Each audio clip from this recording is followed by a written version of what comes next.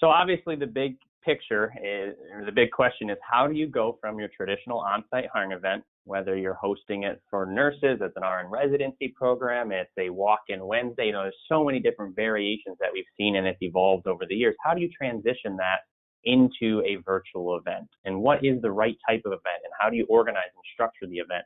So we're going to go through again and show some different examples and talk through what the thought process was of our clients and what brought them to the type of event that they determined to use so that they were able to be successful.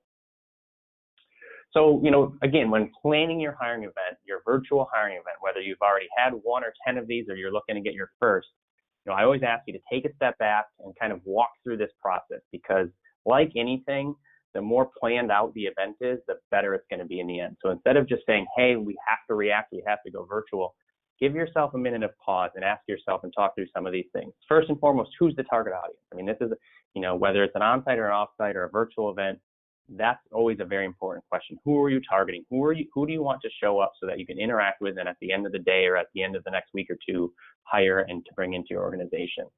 Who's going to be included? Is this just going to be sourcers? Is it going to be recruiters? Might you have hiring managers or directors involved?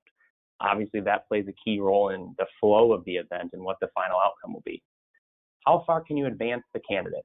Can you truly perform an interview virtually? And then again, is that only by recruiters or is that by hiring managers? Can you actually make an offer at a virtual event? All of those factors are going to be very important into the final outcome of your virtual hiring event.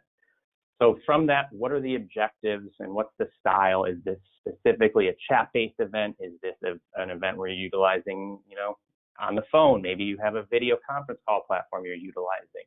As you get more information, that information will start to come. And then, of course, event timing and scheduling. I always recommend don't schedule an event 3 days from now or even a week from now. Give yourself ample time to prepare, but also to promote your hiring event. What platforms do you either have at your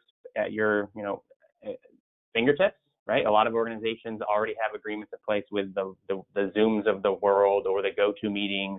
So figuring out either what platforms you have available that you can use or looking to what platform you want to begin to be able to utilize moving forward. And of course, marketing elements. It's great to have this planning go into an event, but we still need people to get there, whether it's on-site, whether it's online.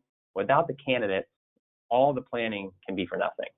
And then finally, what's your follow-up strategy? You've had 50, 60, 100 people show up to an event.